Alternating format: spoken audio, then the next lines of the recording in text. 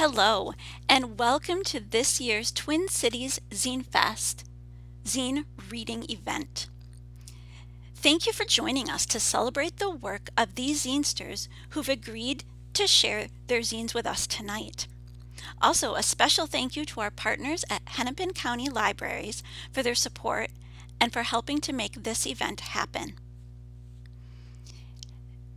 Twin Cities Zine Fest 2021 is a virtual event happening from October 15th through October 17th.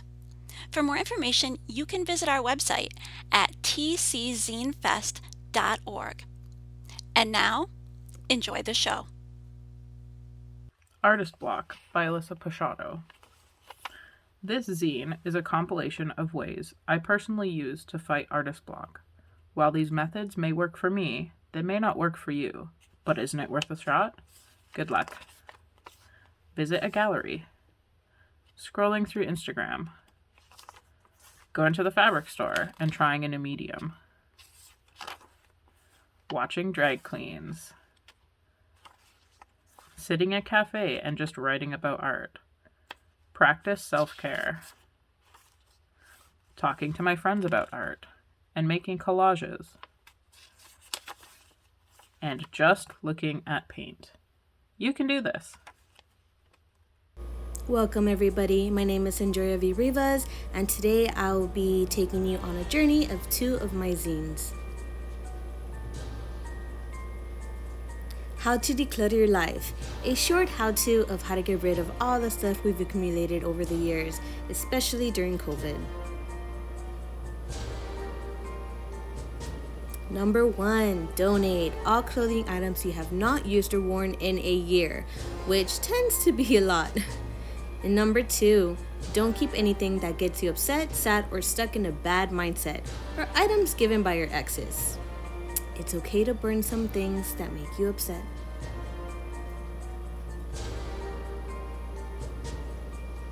Do you really need it? Do you use it regularly? Do you love it? And does it make you smile? No? Then get rid of it. Someone's trash can be someone else's treasure. Las leyendas de Honduras, the legends of Honduras.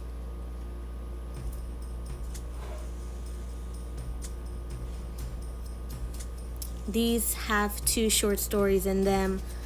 I'll be reading one for you today.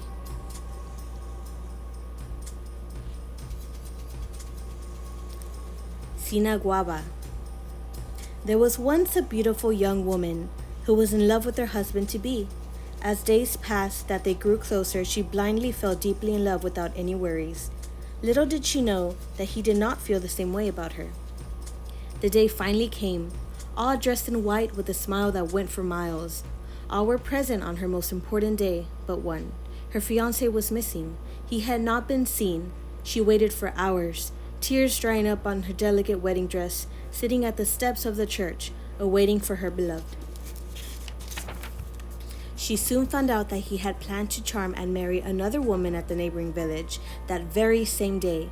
At finding out such dreadful betrayal, feeling so helpless and naive, she ran towards the river past her town, hollering, tears endlessly dripping down her face. Such a broken heart for a man she believed was her all. She soon approached the river, yelling and sobbing, questioning her purpose. She threw herself into the depths, drowning her pain, never to see the light of day again. Days after her death, it was said that she appeared to any unfaithful man as a gorgeous woman with long, dark hair, covering her body from her thin, white wedding gown. If any man dares to fall into temptation to betray his beloved one, she will seductively undress, lure him into the river, and bestow upon him a sweet kiss of death. For then she reveals her rotten, malodorous corpse. Before any man can try and escape her grasp, she aggressively drowns them and gracefully whispers, "Now you are never to break another heart, for now you tainted soul belongs to me." So just some wise advice. Don't be a fool, for she knows when you are being unfaithful, and she gladly awaits for your special visit. Thanks for listening in. You may follow me at Artfully Andrea or visit my website, andreavrivas.com. Hey, I'm Atlas Ailey Reed, and I'm doing a reading of my second episode of my zine series Adult. This one is episode 2, Binders number 2. Again, my pronouns are they, he, and I am from Minneapolis, Minnesota, but I currently live in Brooklyn, New York. Adult, a series of stories, episode 2. Binders, part 2. Written July 21st, 2021. I started wearing binders a year and a half ago. I'd been quietly researching top surgery and binding for a couple of years. Through YouTube videos, watched quietly at coffee shops and on the animation floor couch at school. I put in all this casual research, but the decision to buy one didn't come from a lot of thought. I woke up from a dream one morning in November 2019, and my first thought was that I needed a binder ASAP. I don't even remember the dream, but I hastily pulled up a website and bought one before rushing to work. I received the package after I got home late a week or so later. I rushed to my room to try it. Weirdly, I didn't have much trouble getting it on, as so many of the skinnier YouTubers I had watched had warned. I stood there for a moment, running my hands over my chest, which wasn't miraculously flat, but much smaller than it had been. I immediately ran to my closet and tried on every button-down shirt I owned in front of my roommate's mirror. I felt so happy and whole, it was jarring. I spent the rest of the night studying layering strips for binding and dressing as a trans masked dude. I started wearing the binder out for a couple hours at a time, careful not to run into anyone I knew from work or school. I go to coffee shops and pretend to work on my laptop while trying to figure out if people could tell. I remember noting how hot binders were. Since last summer, I've been wearing binders daily. Sometimes I hate them, how they constrict my body and limit my movement. But the way my mind clears when I put one on makes it worth it, I think. For now. A note. I made this the subject of my first 2 episodes of Adult, not because I see transness as a subject only fit for adults. I only officially came out at 23 years old, and this series was made to document my life after I turned 18. So many trans kids, like me, have no idea what being trans is. All I knew was that something felt wrong, disjointed. It was only through meeting other trans people that I've started to understand myself. I hope a kid comes across this zine one day, and through reading it, something clicks. Being trans is not salacious or something to hide. Being trans is pride. Meet the author, A. Lee Reed. Pronouns they, he. Born Minneapolis, Minnesota. Lives Brooklyn, New York. Find me on Instagram and Twitter at A. Lee Reed. Hey, what's going on, everybody? I am super happy to be part of Twin Cities Zine Fest. My name is Billy McCall. I used to live in Burnsville, Minnesota. Also used to live in Chicago and Baltimore and other places. I currently live in Albuquerque, New Mexico. I've been doing zines for a long time. One of my longest series is Proof I Exist. One of my newer series is Behind the Zines, a zine about zines. But today or tonight or whatever time you're watching this, I'm going to be reading from Last Night at the Casino number 14. Last Night at the Casino is my work zine, all about working in a casino, which is what I do for a living. Every casino asks its employees to wear name tags and will often print their hometown as well. It will say Joe in big letters with Tempe, Arizona right underneath, or wherever the person happens to be from. This tidbit of information is a gateway to customer service, allowing the customer a starting point for conversation should they choose to engage. Many gamblers don't want to talk, but some do, and this is an easy introduction. Some dealers will list where they currently live, but since most dealers currently live in the same place, that's why they work at the same casino, many dealers will put where they grew up instead. They'll list their hometown. Then again, some dealers will list a place they've never been to just to have something new to talk about. They will lie and have fake conversations with all the customers. The casino isn't going to verify whether or not a dealer has ever actually lived in a place. So if you want to say you're from San Antonio, who cares? Dealers born outside of the US will always list their home country, both as a point of pride, but also as a friendly flag to any gamblers who might also be from that region, especially if they speak that language. The funniest story I ever heard was about a dealer who claimed to be from Tipney, Oklahoma. He said it was a small town outside Tulsa and would talk about growing up there. But after 2 years of wearing that name tag, he finally confided in a coworker that he made the whole thing up. It was a big joke. He did it so that his name tag would read, "Mark, tip me, okay?" In case you don't know, casino dealers work for tips. My new casino wanted to put a new twist on the old tradition. Instead of listing a person's hometown, the dealers were asked to name one or two of their interests. For example, Mary, golf, or Steven, in a band. I thought long and hard about my own interests, and the only three that came to my mind were zines, graffiti, polyamorous relationships. I didn't want to have any of those conversations spawn from the words while I was at work, so I settled on books and pinball. Turns out these didn't exactly generate dialogue either, but at least I didn't have to explain what they were, only that they still existed. My interests seemed fairly normal, I thought, but I didn't want to stir up trouble or put anything too weird. But as the days and weeks rolled along, I began to notice the interests of my coworkers. Many were very normal, like plays guitar or I love to travel. But some were so overly normal that they became bland generalities, offering no information at all. For example, some people would list a favorite sports team, which is fine, but then other people would simply put sports. Perhaps there are some people in the world who don't like sports, but saying you like sports is like saying you like food, which, by the way, another person put food. How does that create small talk? Oh, you like food? Me too. Another person listed movies. Another person listed music. I'd see these and think, yeah, okay, I like those things too, but I don't think we have anything in common. The absolute winner of general statements goes to a young Asian dealer named Ming, who put breathing to live. It confused me so much that I really thought there must be some sort of language barrier. But then I got to know him a bit and realized that this was his inside joke. What do you like to do in your free time, Ming? Oh, I really enjoy breathing to live. Language barriers did play a role in other choices.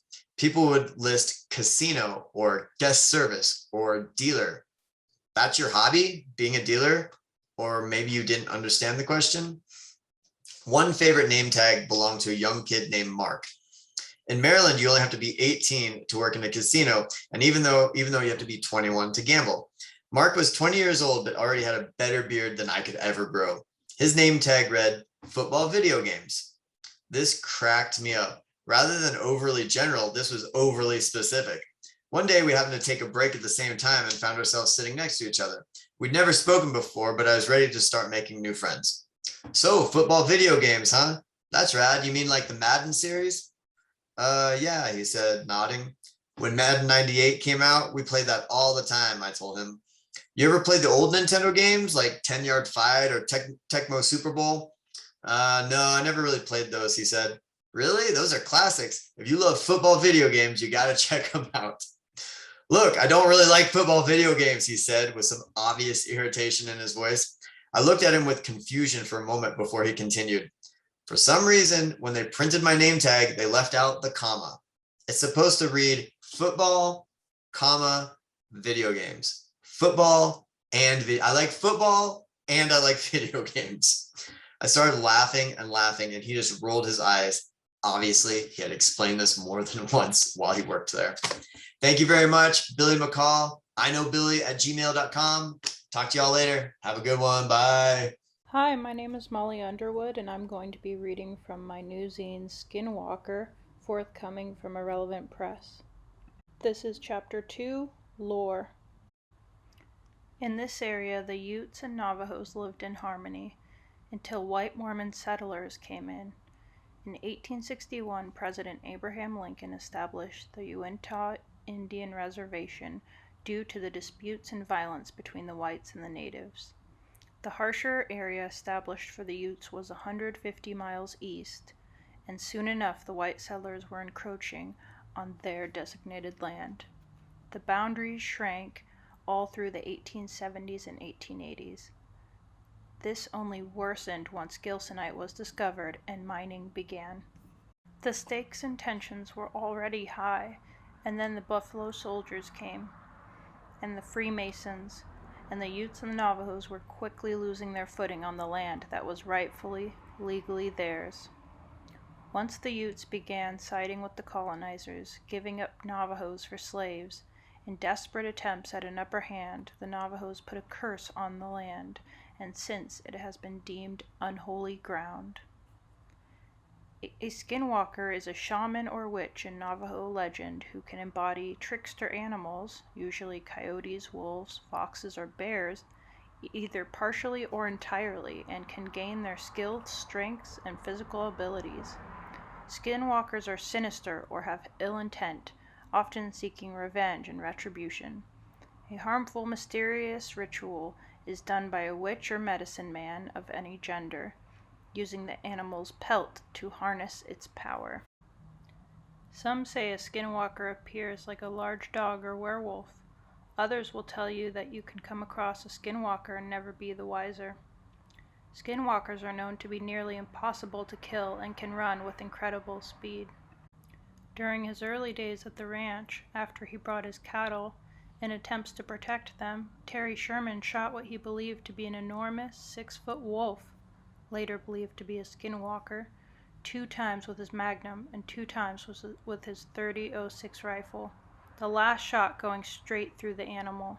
The beast did not attack him, but took off seemingly unwounded into the woods behind it. The story goes that either the ranch is in the path of the skinwalker because it is seeking vengeance on behalf of the Navajo, killing the cows and tormenting the inhabitants, or something stranger, such as a wormhole or tear in the universe, hidden above the homesteads. These are not things that need or should be discussed by outsiders. Adrian Keene, Native American writer and historian. The one unifying fact that all will agree on when it comes to skinwalkers is that you do not speak of them and avoid using the term entirely.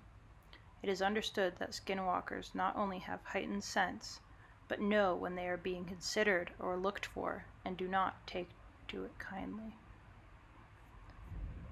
Gilsonite. Gilsonite is a lightweight organic material that originates from the solidification of petroleum.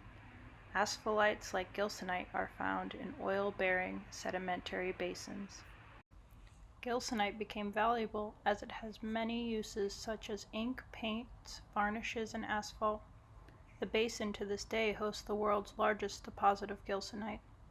Gilsonite is remarkable for its unusual geologic origin, mode of occurrence, and chemical and physical properties. Utah Geological Survey. Some question if gilsonite has to do with the sightings and strange phenomenon. Gilsonite could be a contributing factor or a desired material. Terry Sherman is said to have lost 14 total heifers during his 2 years at the ranch. After that, NIDS had 12 mutilated or missing cows on the ranch since they took it over in 1996. Terry's prized Black Angus cows were his pride and joy, and he was furious to watch his usual 1 to 2% loss jump upwards of 20% while at the new ranch. It is said that he had even found his dogs in a similar state before forfeiting the ranch for good. We've seen them enough, and we know pretty much what the craft looks like, and I think it's definitely associated with the cattle mutilations. When we see the crafts and then the cattle, we have problems, Sherman said. You talk to a lot of people around here, and at one time or another have seen something they can't explain. There's been a lot of cattle mutilations, and a lot of them weren't reported. Several told me that when they had a mutilation, they called the authorities, and the authorities couldn't do anything, so it was just a waste of time and effort. I've got a neighbor over here who's reluctant to talk, but he told me they've had trouble since he was a small kid, and he's probably 55. He told me people think you're crazy, but you're not. If you are, then we both have the same problem.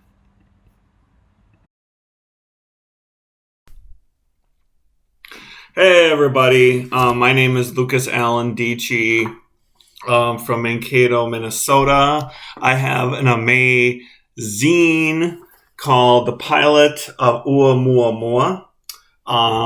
Oumuamua is an interstellar visitor, star comrade, that people think that it's a bit of frozen icicle or a piece of technology, or it could just be a visitor flying in our solar system and everything. So this is volume or issue 3. It's called The Pilot of Oumuamua, Some Neo-Futurism, COVID Expressionism, Astroscribes, and Psychotypal Poetry Borrowed from the Universe. I have a blog called The Pilot of Oumuamua, and it's on Facebook and part of the Schizotypal Poets writers group. You can like and share as many times as you want, and there is kind of a bio I have. So I am going to read some poems from here. Some are what I like to call anti-exo-imperialist, since we have the bourgeoisie going into space and not staying there during these tough times of late capitalist, even late imperialism. So I'm going to read one of my favorites called Say No to Exo-Imperialism of Elon Musk and Bezos, a preface to Elonia. From Terra-centric telescopes, poised bazooka at our star comrades, searing sunspot on Mars, cherry planets, claret waters, and frosty sand dunes, and monoliths and monuments and red synonyms, arrears, Cimarron monsters bleeding out, brick-soaked chalky wind pissing out of from unknown oceans, degenerating Tesla's thoughts, comes Elonian conquistadors drowning, indigenous Pueblo ignitus, under trauma, footprints never erased from Elon Musk, the jongular layer of science, his colonial legacy having helmet over glowing refrescent, his Nusquama removing one light out of 9, just like Christmas string alienated alternating current brights. So it's kind of a poem about colonizing and stuff. So I will read one called Oumuamua Sneaks Through Science. And I have these little pictures. Night Watch on Mauna Kea Observatory. Oumuamua escape catamaran snuck through channel, lisp gliding towards science totality, being belittled as iceberg reef more than some lost non. Through solar system archipelago, Earth is only spinning AC atoll, and Ua, the curious visitor. That is Oumuamua. So I also steal pictures from the internets and put them in here. I like a lot of pictures and color and like retro futuristic pictures from the 60s and the 70s, especially Soviet pictures of space are really, really cool. I will do another one called Soviet Conversation for Jin Semamore. Sky stays awake, watching, sun and moon presiding over us, paternal cult sovereigns on mezzanine, moored to their thrones with sycophant stars, rippling, carrying currents through Coca-Cola drizzling brood darkenings, washing my hair in moonsilver sphere and rinsing in sunlight narcissism, modest shadow printed on paper, excommunicated from Bobacious eyes, trying to see reflection in Venus, choked in sun power, incendiary Janus heat creations. All light wants to do is be with Mother Moon, a moth to feta white wing, a luthier with star rusting comets miscarriages, hearing hummingbirds cry, beyond big blue lies, tops banal basilicas, over tongues and plants giving off color, the satellite ravishing Rotenigans. So that is Pilot of Oumuamua. And check me out on my blog and my Patreon. Stay dangerous.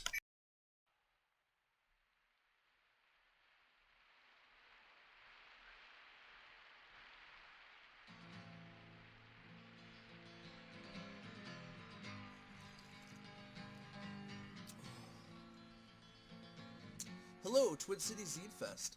I'm Blue Raven C. Hoovener, writer, illustrator, and creator behind BCH Comics. It's good to be back, especially in this virtual format, because, as you can see, I'm currently sick.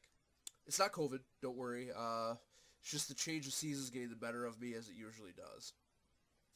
But that change of seasons has brought us to a favorite time of year for me. Spooky season. And with all that creep and crawl now on the prowl, you know what that means. Oh yes. With listed badge, he hangs on his gun, he tries to bring on peace. The sheriff's office that was for rent, he has officially leased. He's gunned down cold-blooded killers that never lost a fight. Oh yeah, this is the Greenland Rider time of year. I'll be reading to you right now a Greenland Rider adventure that premiered in the Comic Fury Christmas zine this past December. Now I know what you're saying, Christmas, but don't worry, it all will become clear momentarily.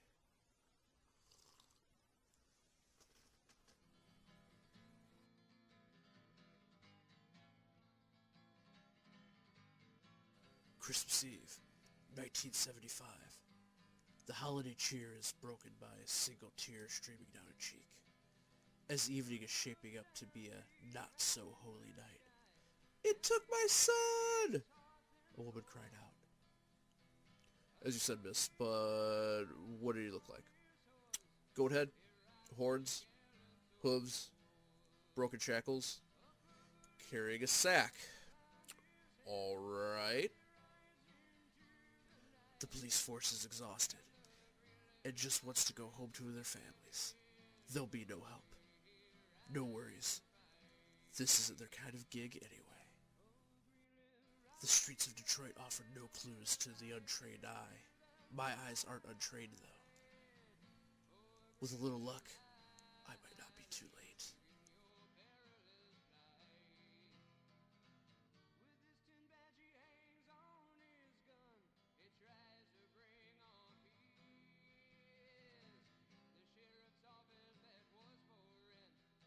Wham! Whoosh! Blam, blam, blam, blam. Clink, clink, cling. Run. Rah!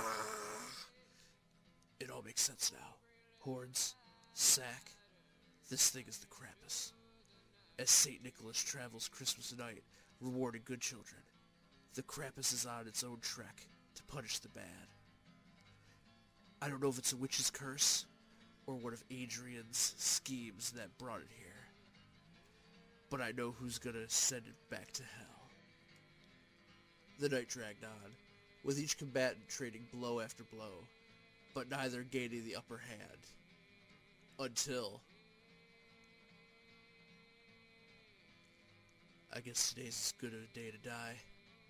And just like that, it was the dawn of Christmas morning. Where do you think you're going?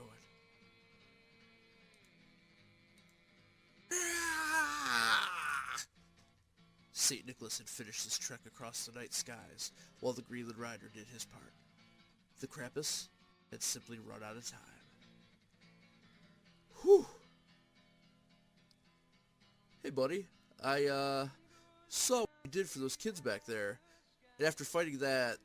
thing... It's not much, but... Want to join me for a nip and some dog? Yes. The end. Krampus aside, more Halloween than Christmas, am I right? Well, thank you very much for attending my zine reading and bearing with me through this. I hope all of you are in better health and are enjoying your Twin Cities Zine Fest.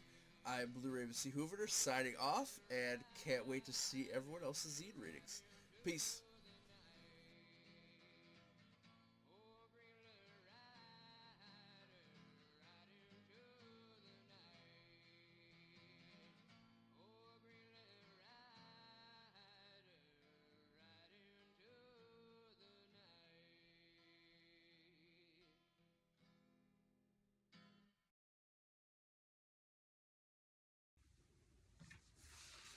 Hi, my name is Madonna Flower Sheehy, also known as Maddie Flower Sheehy, and I am the author and creator of the horror fanzine titled Scuro. It's a monthly fanzine about horror movies and essays, fan art, everything that I want to talk about scary movies. I am going to be doing a reading from my 3rd issue that just came out, the October issue. This one's all about why we love horror, what horror means to us, our personal connection to the genre. So this is my review of the 1998 Japanese film The Ring, the original one. A noted letterboxed heartthrob once told me, "Romance and horror are the same thing," and I smiled to myself as my stomach tensed, watching Sadako climb through the TV screen. It felt more true than ever. Is Ring a perfect movie? No. But even though I knew most of the story beats without ever seeing it before or the American remake, I felt like I was on a date with the movie itself during our 90 minutes together. Like, how lovely is it to be scared by the creators whose sole aim was to scare you? They set out to give you shivers and you handed over your ticket to ride in excited consent. This relationship feels a little intimate, no? When the goosebumps feel like a fingertip slowly dragging up your spine. How serene is it to watch the soundless, static-filled, saturated tape of the most famous yurei of modern culture. A scrapbook, a calming, cursed mood board sliced and diced together by storyboarders and cinematographers. Did they know how famous the shot would be when they dreamt up Sadako crawling out of the well?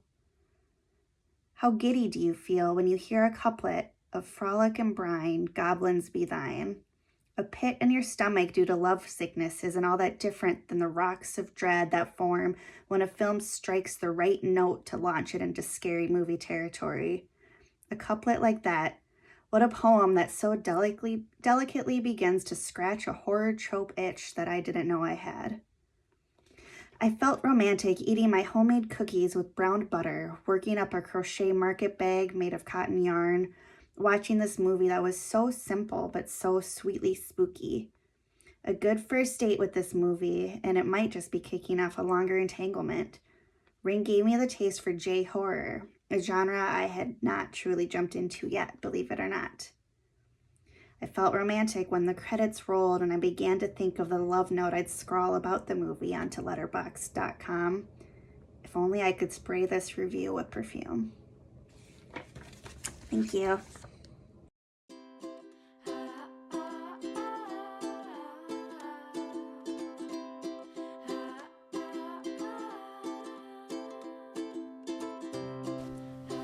Hi, I'm Sami from Tokyo, Japan.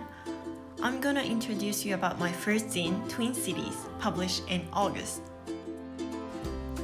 This zine will introduce about 2 similar cities where I used to live, Portland in Oregon and East Tokyo in Japan.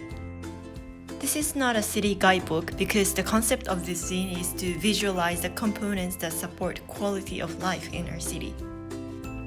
I came up with an idea of twin cities when I was looking up on Google Map in Portland and realized that both cities had an iconic winding river in the center of the city. Then I selected 12 main keywords on each page to introduce how they are similar as twin cities. The keyword bridge is one of the most essential keywords to explain about the beautiful riverside sceneries of each city. And this is my favorite page, which is all about coffee. I created this zine collaborating with local printing company who wanted to work on zines for the first time. I explained about my idea of the concept into detail, and we decided to select 3 different papers for the cover, body, and this special coffee page. You will get additional mini zine, which is an English translation. I hope you enjoy my zine, and also I hope it brings you an opportunity to find your own favorite keywords that will describe your hometown or the city where you live right now. Thank you for listening.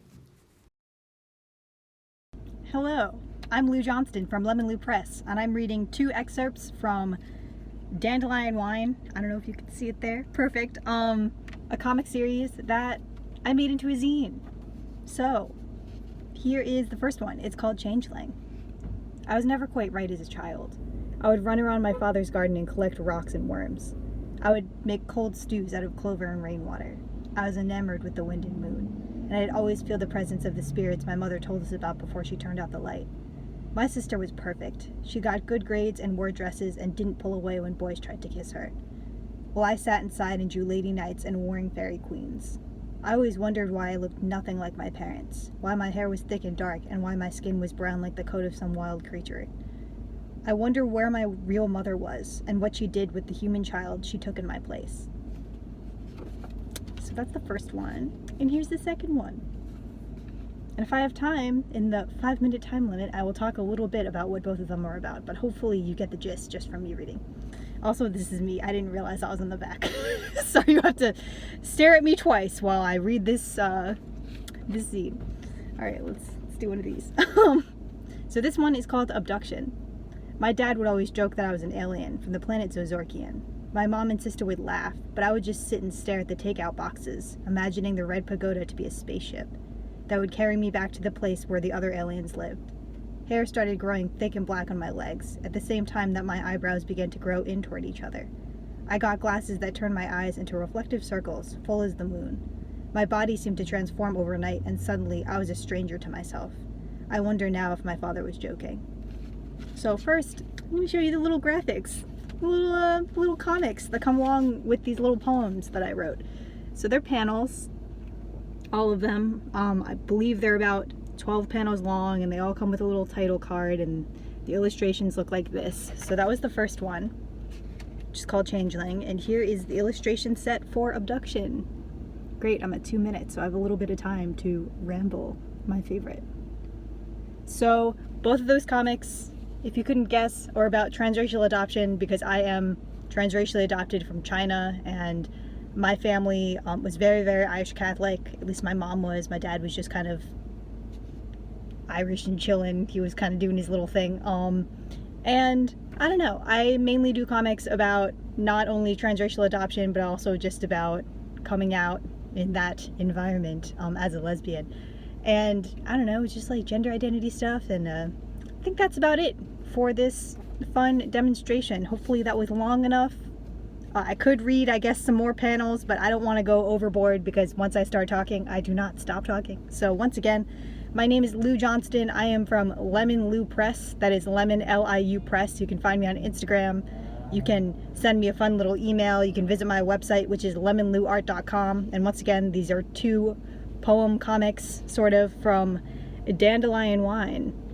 If I can get it to focus here on screen. Sorry, I'm sitting in my car, so it's a little iffy with the lighting. Also, the sun is currently trying to set in New Jersey, so it's kind of a giant mess, you know, but it's all right, because it's getting done, and I think that's about it. I'm squinting, because usually I wear glasses, and I cannot see anything right now. So, I'll talk to you soon, and thank you so much for watching this video. Bye! Hello everyone, I'm Maria Jose Castillo, a Colombian graphic designer and visual artist living in Minneapolis.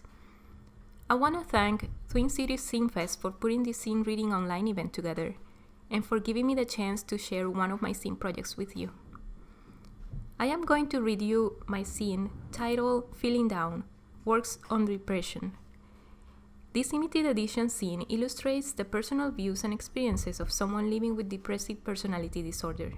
The idea behind this project is to bring the dialogue about mental issues to the forefront, and to help people that may not know much about depression in particular to familiarize with this condition. There is a strong chance that we have someone close that is affected by it.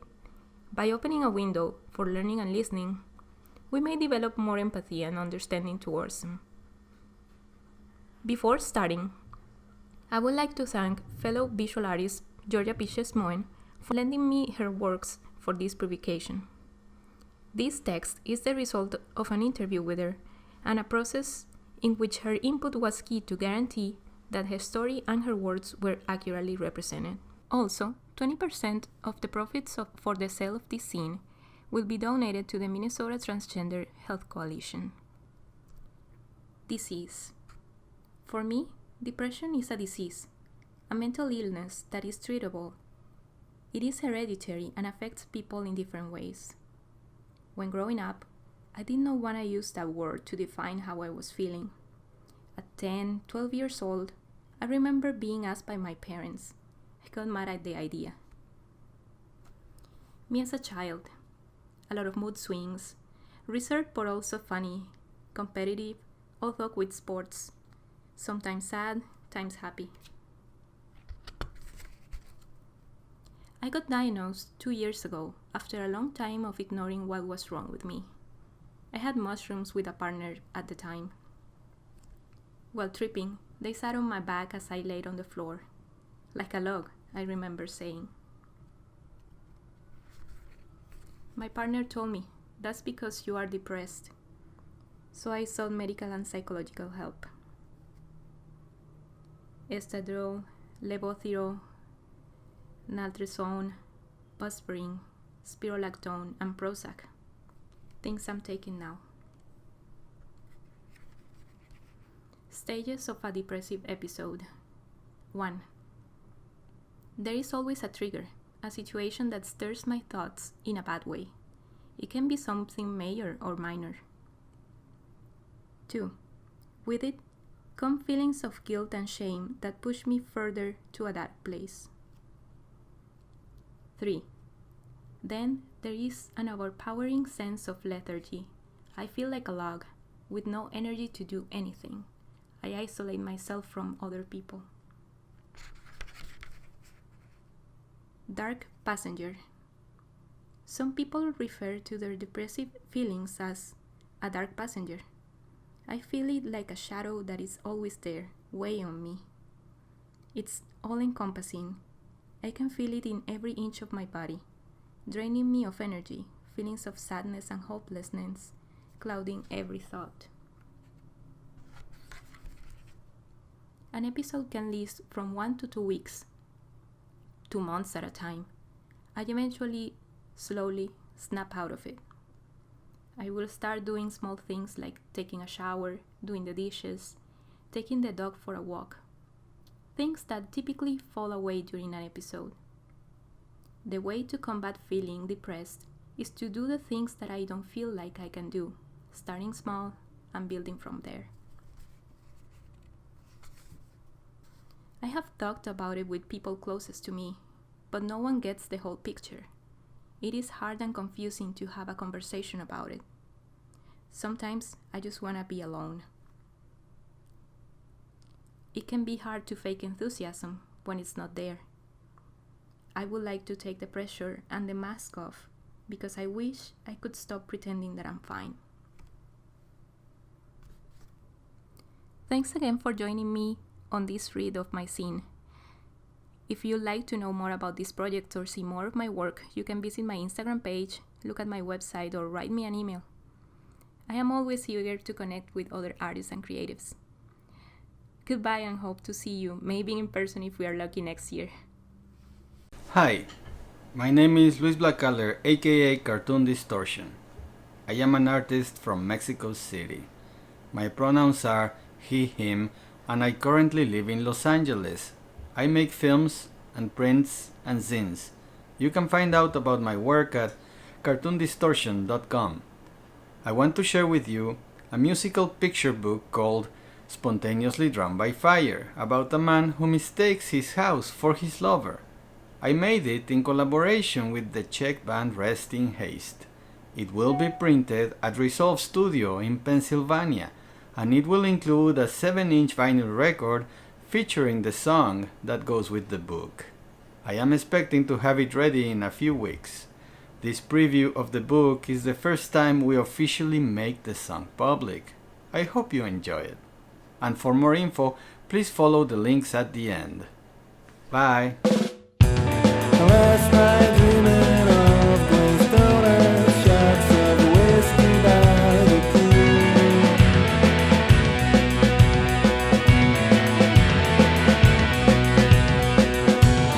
My intentions told mischief, how cruel, how cruel.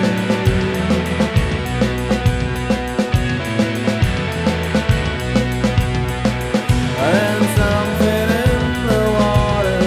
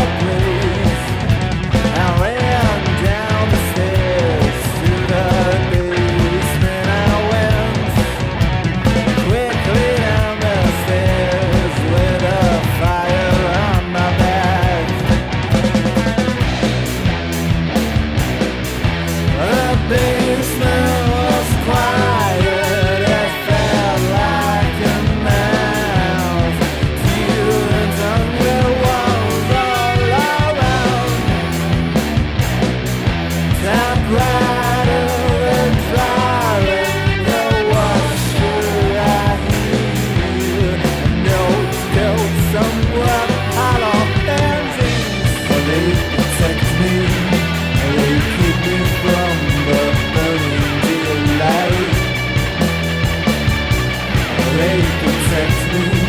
They keep me from the burning to ice.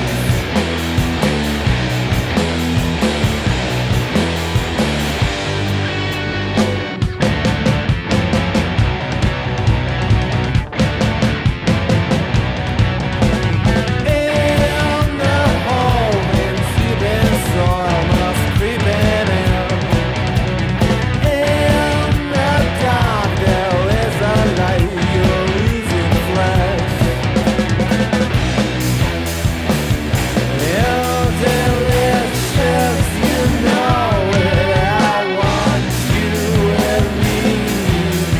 Through the hole I'll chase it till I get you to turn. It's dark, it's dirty, it's not a good deal. About your bones, it's so shiny I could have them in me. If your bones are a shelter and your planes are a storm. If your bones are a shelter and your planes are a storm.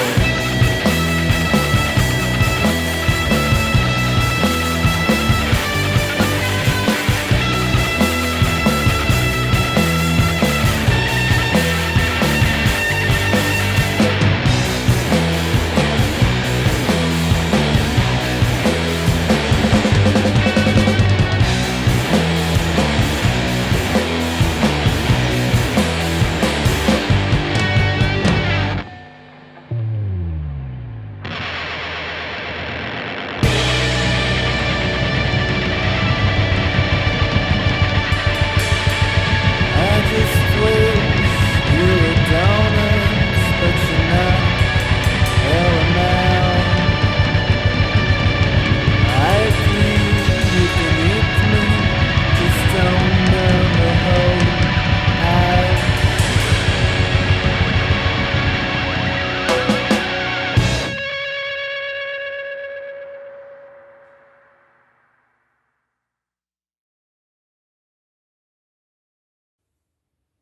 Hi there, my name is Catherine Learn. I'm the creator of Canto Cutie Zine. So far, we have 3 volumes. They are all over 150 pages and full color. They are perfect bound. This is a zine about the Cantonese diaspora, written by Cantonese artists and writers all around the world. I am based in Vermont, but we have artists and writers from literally every English-speaking country all over the United States, United Kingdom, Australia, Ireland, United Kingdom, I think I just said that, and beyond. And with each issue, the readership and the submitters and the artists and the writers grow. So we're really excited to release volume 4, hopefully by January of 2022. I'm going to be reading a poem from volume 3, written by poet Brandon Chu. Brandon Chu is based in Hong Kong, and he wrote this bilingual poem first in Chinese, mixing both Mandarin and Cantonese since he grew up as a Canadian in Shanghai, but with a Cantonese family. And with the message he's trying to convey, it's to make the conversation seem natural, even if it's a little awkward to read. And it mostly talks about wanting to be away, getting away, coming back, and not feeling like you belong in the experience many of us have of finding community while overseas. You can purchase volume 3 online, or you can read it completely for free on our website, cantocues.com. Here's the poem. It is bilingual, Chinese and English. I will be reading the English version today. Now and then. When I was a child, Shanghai was a cicada cage. I fell asleep in her arms. Finally, I woke up 16 years later. When I was young, Shanghai was downstream from my life. A time to go abroad was in arm's reach. I broke free of the shackles of Shanghai. When I was 21 years old in England, I ate Korean food in an underground restaurant. The smoke in my mouth made me miss Shanghai. The wine in my stomach commands despair. When I was 22 years old in Hong Kong, I told her, I love you. The harbor replied, I love you too. and I never saw her again. Now I have returned to Hong Kong once more. I asked her, "How long do we have? I am not a stopover for your escape. I am not a forever home." And again, that's from Brandon Chu. His Instagram is BRXNDON BRANDOFF. You can support him and read more of his work there, or learn more at cantocutie.com. Thanks for listening. Hi, my name is Kayla MacDonald, and I'm going to be sharing just a couple of zines that I've worked on over the years. This was actually one of the first ones that I ever made. It's called Hapa, A Guide to Conversing with Half Asians, and it's about my personal experience with my racial identity. So it says, first of all, what is a Hapa? A Hapa is someone who is half Asian, half something else. Like for me, my mom is Korean and my dad is white. I have some language do's and don'ts here. I don't mind the words mixed race, biracial, interracial, Hapa, half Asian. Other terms that I'm not super fond of, we see banana, Twinkie, been called a mutt or mongrel. So it says, here, like most people of mixed descent, Hapas have a variety of looks and experiences. Of course, it's different for everyone, but there are some common issues, such as being unsure where you land. It says, many people try to tell you where you belong, often with conflicting results. I've heard things like, she's not really Asian, she's more white, being called a banana, being half white doesn't count, that I don't look white.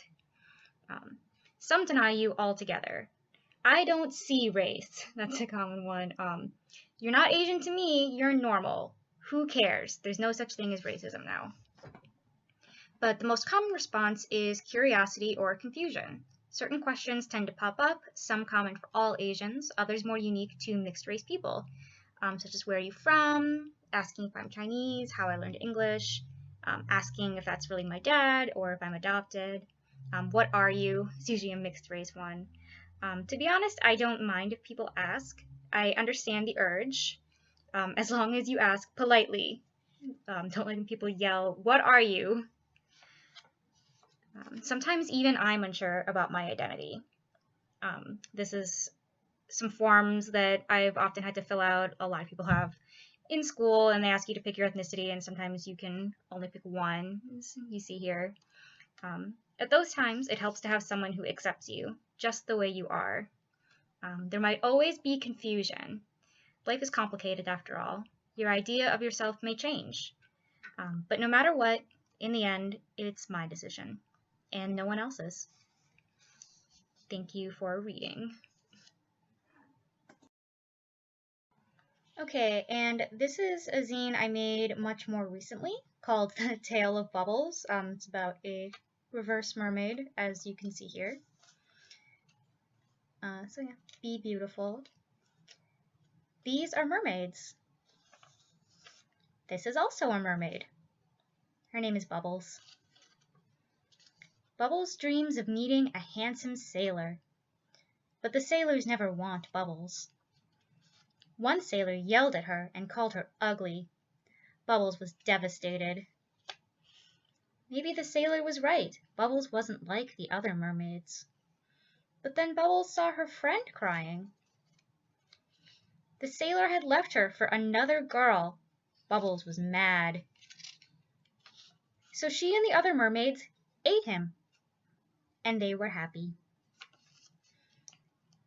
Thanks again for listening. If you're interested in any of my work, you can follow me on Instagram. You can see my handle there at the bottom. And thanks for your time. Hello, my name is Jacob Yates, and I'm an artist and educator in Minneapolis, Minnesota, where I've been living since moving here from Iowa City, Iowa in 2015. For this year's Zine Fest, I will be reading from a recent piece I designed, illustrated, and wrote titled Objects from the Museum of Human History, which takes its cue from the 2015 poem by Franny Choi, Field Trip to the Museum of Human History. This zine was created for the Maine-based abolitionist and prisoner advocacy initiative, Freedom in Captivity, specifically for their recent exhibition, Art on Abolition. A sigil of office, both a statement and a promise. A statement of immunity, a promise of violence soon to come. Contradictory claims of secular nations aside, it is not difficult to locate a sort of talismanic, deified quality granted to the majority of those associated with the badge, an adulation just as likely to be motivated by terror as by hate. Garrisons of armed children, simultaneously self-righteous and fearful, always in allegiance to the highest bidder, and always destructive. Since rehabilitated, a perversion of the eagle frequently seen from this period, mutations of wisdom to paranoia, strength to brutality, and protection to predation. And our palms were slick with some old recognition, as if in some forgotten dream we did live this way, in submission, in fear, assuming positions of power were earned, or at least carved in steel. Watchtowers from a time in which surveil was claimed to be synonymous with protect, comprehend, and care, also may be understood as the vehicle for a slow-acting poison, the means by which violent fears may reproduce, and one of many methods employed to turn communities against themselves.